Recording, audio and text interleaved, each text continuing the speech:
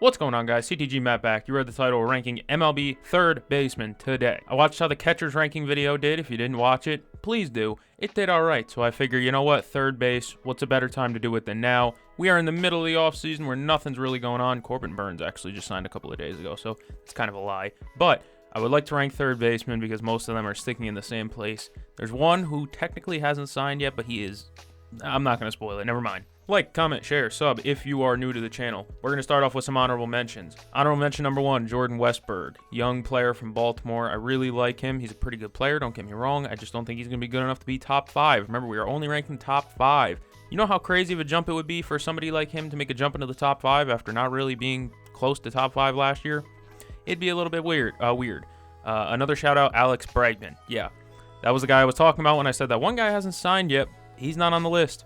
He's an honorable mention. Save your anger for after I tell you who the 5 are. Junior Caminero, I figured his jump might not be next year, but the year after. He's really young. He chases a lot. That's what kind of kept me away, but I really think he's a super talented player, and the Rays know how to maximize.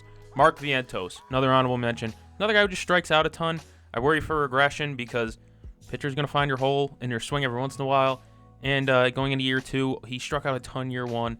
Don't know if he's going to fix that in year 2, and plus, we don't even know if he's going to stick as a third baseman. Final shout out to Isaac Paredes. Obviously, if he was still a Cub, he would not be an honorable mention, but the fact that he's in Houston with Crawford boxes and easy left field to pull balls to, he might hit 35 homers, but his defense is still pretty mid.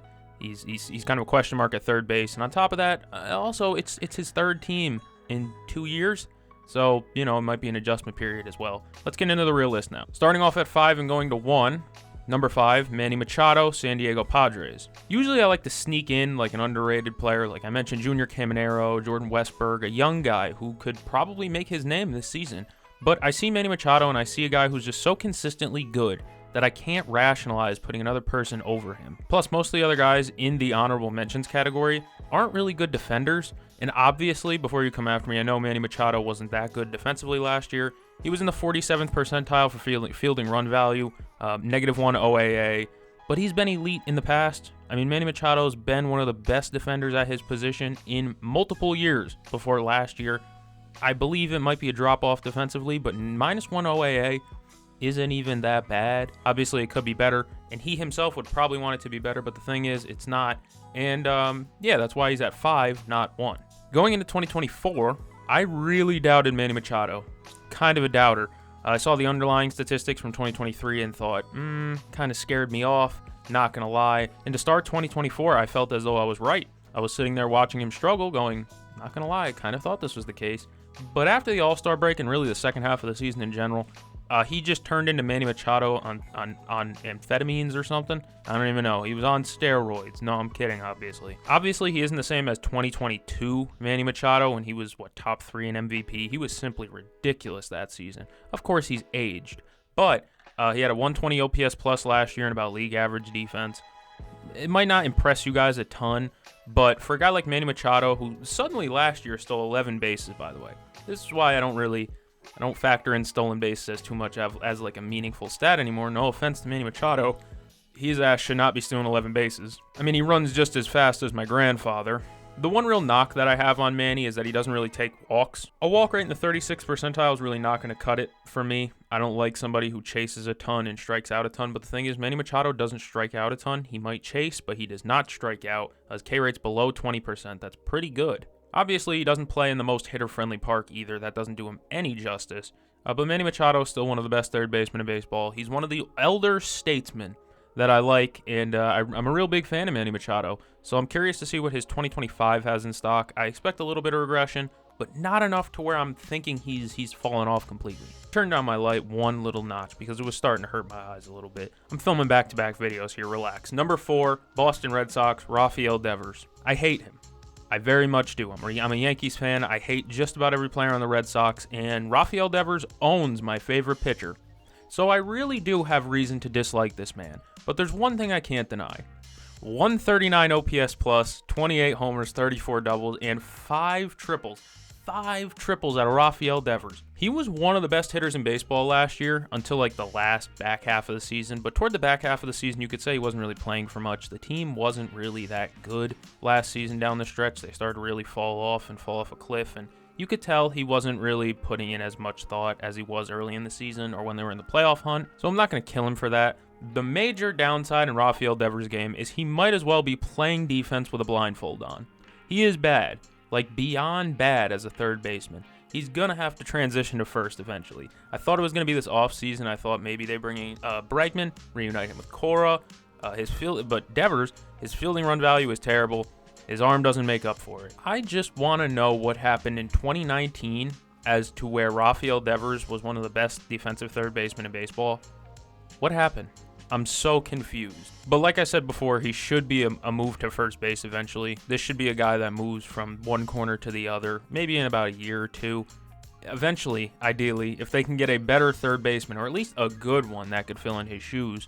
But as for right now, you're looking at a third baseman, although he doesn't play great defense there, who's in the 96th percentile in average exit velocity, hard hit rate, expected slugging. The man kills baseballs, right? And he kills them off Garrett Cole, of all people. Again, my favorite pitcher in baseball. Rafael Devers has hurt me more times than anything. More than anyone in baseball, really. Other than Freddie Freeman. I hate you, Freddie Freeman. But the one thing I can also do is look at a man and give props when I know he's doing well. And Rafael Devers has been doing well for, 6 years now. Something like that. He's been incredible, so I kind of have to give him the nod and give him his flowers, when it's due. So shout out Rafi. Number 3, Atlanta Braves, Austin Riley. Down year be damned, I'm very confident Austin Riley will prove to be a top 3 third baseman come next season. Well, the end of next season. Austin Riley, when healthy, is a 35 double, 35 homer, and 100 RBI threat every season consistently, and on top of that, his defense is better than a guy like Rafael Devers. Even though it's not good, it's better than bad. 2023 was injury-riddled, down all around, but even then, Riley's peripherals looked incredible for the time he did play. 92nd percentile in xWOBA, 93rd percentile or better in the following categories: hard hit rate, barrel rate, average exit velo, and expected slugging. Yeah, like I said, his defense isn't the best, but it's not bad. His range is pretty bad, but his arm is like, I think at his best, Riley can be league average. He was in 2023. He was pretty league average. And I actually think he can end up being the number 2 third baseman come 2026, I guess. But I still have to wait for a healthy 2025 to come through. But that's kind of what I'm projecting. I have a really good feeling Austin Riley will be closer to number 3, number 2, or number 1 for third baseman come next year's rankings than he will be to completely off the list at next year's rankings. This is a guy who I think could really be the best third baseman in baseball if he could clean up his defense. Number 2, we're going all the way out to the West Coast. No, it's not Max Muncy. No, it's not whoever the hell the Angels are trotting out there. It's Matt Chapman, number 2. Yeah, that's a Matt supporting a fellow Matt. I got Matt Chapman of the San Francisco Giants as the second best third baseman in ball. This is another guy like Devers, who isn't really his 2019 version where he's putting up gaudy numbers. I mean, remember, juice balls were big around that era. But it's still amazing to see a guy going into his age 32 season dominate the way he had last season. 2023, Matt Chapman put up 7.1 WAR. 7. I don't think people realize that. That's a lot. On top of that, he had 68 extra base hits and even stole 15 bases. Matt Chapman stole 15 bases. People might look at his slash line and go, oh, he only OPS'd at 790. That seems low, right? Not really when you're playing in San Francisco. When you're playing in San Francisco, it's actually pretty good. Matt Chapman in 2024 was actually the last Giant since Brandon Belt in 2021 to hit 25-plus homers in a season. That's pretty good. By the way, Brandon Belt hit 29 home runs that year. That season was wild for the Giants, man. That was one of the most wild runs I've ever seen a mid-team go on. That whole team was like average, but they played elite. It was weird, man. Chapman's average exit velo ranks in the 96th percentile. His barrel rate's in the 86th percentile. 88th percentile for hard hit rate. Those all point and are good indicators that this man is hitting the ball hard, and when you hit the ball hard, good things happen. Now on top of that, this guy might still be the best defensive third baseman in ball. He's one of the most elite fielders in general in baseball. He had 11 OAA, 11 outs above average, 8 fielding run value. That's elite production as a defensive third baseman. Now, why do I think that Matt Chapman can go from, he's arguably right now, I think most people would have him at around 4. I would have him higher. Why is that? Because they're adding more lineup protection. More lineup protection, including Willie Adames, who's one of the better hitting shortstops in baseball. That should help him out pretty well. On top of that, he's a serviceable fielder right next to Matt Chapman. You got this guy, another person in the lineup who can bang, who can mash, hit over 100 RBIs in last year. Willy Adames did. That's just more lineup production to protect Matt Chapman. I see the Giants being a team that could take a major step up coming into this next season. Of course, the NL West is a bloodbath, and when I do the standings rankings, that's gonna be very difficult. If you can repeat a 7-WAR season, you deserve to be in the top 3 third baseman in MLB. He might even be like a top 15 player if you can repeat a 7-WAR season. I don't think it's gonna be 7-WAR, but I still think he can get over 6. That brings me to number 1, my glorious king. Nobody will ever allow me to dethrone this man from the best third baseman in baseball. It is Jose Ramirez of the Cleveland Guardians. I love this man. The Rammer. He mashes. He plays good defense. Fielding run value at 2 and 3 OAA. That's not bad, dude. That's really not that bad. That's pretty good. On top of that, doesn't really strike out. He doesn't swing and miss very often either. His K rate is in the top 2% of MLB. Plus, his max exit velo is also in the top 2% of MLB. Now, some people might have complained about his walk rate being down. Yeah, he didn't see as many pitches. He didn't aim for as many walks as he has in past seasons.